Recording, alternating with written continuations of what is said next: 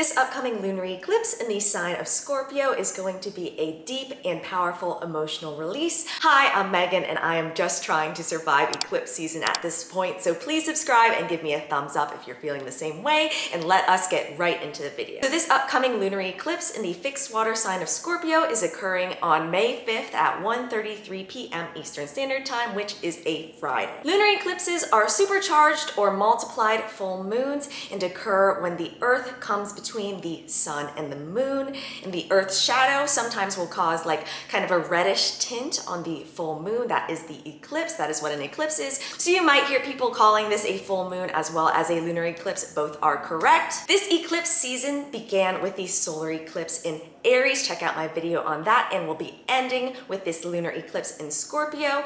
Every lunar and solar eclipse come in pairs. That is your eclipse season. The next eclipse season will be on October 14th. I believe in Libra, it might be Taurus, but either way, after this eclipse, we get a little bit of a break, and thank God for that. I don't mean to get too personal, but on the beginning of this eclipse season, my mom was diagnosed with cancer. I haven't said that aloud. I'm not gonna cry on camera, but yeah, you can expect that kind of crazy, intense, kind of transformative energy with eclipses. They are not the easiest time in astrology. I'm just going to give it to you straight. Unfortunately, they are more challenging time. As eclipses are the full moon equivalent, you can expect this to be a highlight, a sort of revelation of shadows, and then a release, a particularly deep emotional release, as this is in the sign of Scorpio. Scorpio, Scorpio, Scorpio. Scorpio is a water sign, although some people might mistake them as a fire sign. They are, in my opinion, the fire sign of the water signs. Scorpio is represented by the scorpion, obviously, and its glyph looks like that, and Scorpio will sting you. Traditionally, Scorpio is ruled by Mars. In more modern astrology, it's ruled by Pluto. Mars is the planet of action, and Pluto is the planet of transformation and change. So when you combine those two energies, you get lovely Scorpio, which is the 8th sign of the zodiac, and as such rules the 8th house of death, sex, taxes, sort of shared resources. Scorpio is a fixed water sign, with water signs, of course, being more emotional, more deep, more kind of feelings, and of course the moon is responsible for our feelings as well. So this is likely to be a super intense, deep full moon, which me as an air sign, I'm like, And as a fixed sign, Scorpio is the middle of its season, and fixed signs are great at persistent action. The cardinal signs start, the fixed signs continue, and the mutable signs end.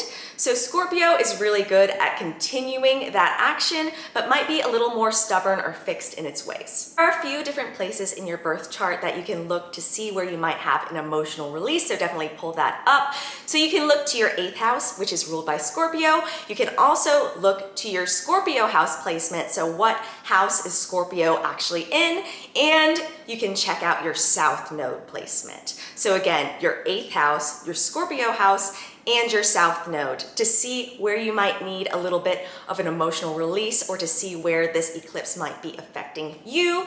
So your south node, what is your south node in astrology? In simple terms, a south node is an area you need to move away from, and you need to move towards the higher vibrations of your north node. For example, I have my south node in Taurus, which is kind of unfortunate because it means I can't let myself become too comfortable or too content with the material realm, and I need to increase more towards the dark and deep energy of Scorpio. This eclipse is a really, really great time to do any shadow work. Shadow work is the term coined by the psychologist Carl Jung, which basically are shadow sides or repressed sides of the self. So some lower vibrations or shadows of Scorpio might come from a place of insecurity, as they are a fixed sign and do like to be kind of stable. Some shadows of Scorpio might be the inability to express emotions, or sort of wanting to hide emotions, as well as really holding grudges and not letting things go, really letting things trigger us. You know, kind of that scorpion, like that is very low Scorpio. So that is just something to look out for, whether you are living in the lower vibration of Scorpio or the more higher, dark, mysterious, interesting side of Scorpio. Before you do your journaling for this lunar eclipse, I recommend you do a journaling exercise, which is very much like morning pages. I'll link my full video on morning pages below. But basically, you are going to just take a notebook and freeform write. I want you to write for 5 pages. And it can be anything. Like, you can just write, I don't want to write, for 5 pages, But whatever you do, just write for 5 pages. Like, that's it. I promise it is going to clear a lot of that mental chatter, and you might be surprised. It's kind of like a psychological test, but you might be surprised what comes out when you are forced to put pen to paper for X amount of pages. So definitely try that out before doing these journaling questions to get yourself into a good headspace. Some journaling questions for this lunar eclipse are: what recent situations have triggered an emotional response? How does it feel to observe rather than react? What area am I suppressing my emotions? Who am I without my shadows? Are there any repeated patterns that no longer serve me? Some themes around this lunar eclipse / full moon are going to be shadow work, discovering your triggers, as well as a deep emotional release. This Friday, May 5th of the lunar eclipse is going to be a pivotal time for the year. It might feel like the beginning of an end, which ends with the Taurus eclipse coming up in, I think, October. With that Taurus eclipse, the eclipses move out of Taurus and Scorpio into Aries and Libra. So it might be the beginning of a whole new sort of idea or theme in your life. I invite you to really take note of what is going on in your life with this eclipse. Maybe write it down on a piece of paper and put it in an envelope, and then check it again in about 6 months with the eclipse in Taurus. I am very much ready for eclipse season to be over. It has been very challenging. I will not lie, but it must be done, and we will get through it together.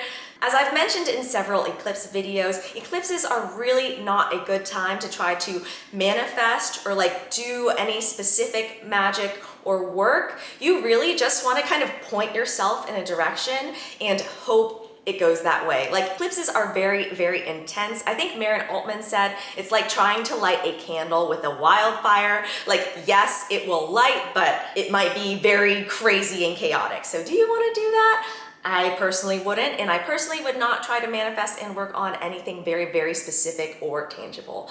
That is just my advice. You can do what you want, live your life, just know it's going to be colored by these energies. I also would not recommend doing things like creating moon water or charging your crystals during this lunar eclipse that you normally do during the full moon. I would just avoid doing those things altogether and instead doing more inner shadow work. I've got a ton of videos on eclipses actually, so I will put them all in a playlist and link them all below. So there's going to be a lot of lovely links to check out if you're interested in learning even more about these energies. Eclipse seasons are more or less just times that you want to get through, and you want to prepare for chaos, prepare for the unexpected, prepare for things not to go your way, and just learn to go with the flow and put your best foot forward and do your best, because that's literally all anyone can do. And just give yourself grace, because challenges, they help you grow, but they suck. And unfortunately, the astrology is not as good for maybe the next month or so as it has been earlier this year. We've got some retrogrades and this eclipse coming up. It is what it is. Let me know in the comments below if anything crazy in your life has popped up this eclipse season, what's going on for you, or maybe you're not feeling it at all. Maybe you have no Scorpio placements, and that's fine, but I have a Scorpio stellium, so I'm like, thank you so much. I hope you found this guide helpful. Also, thank you for 2,000 subscribers. I am still doing a giveaway, but I am not gonna do it mid-eclipse and Mercury retrograde. That's just not gonna happen. So stay tuned for that and make sure you are subscribed so you don't miss that giveaway. It's gonna be good. Yeah, I hope you get through this eclipse season. I hope I survive this eclipse season. We're all just doing our best, and I'll see you in the next one. Bye.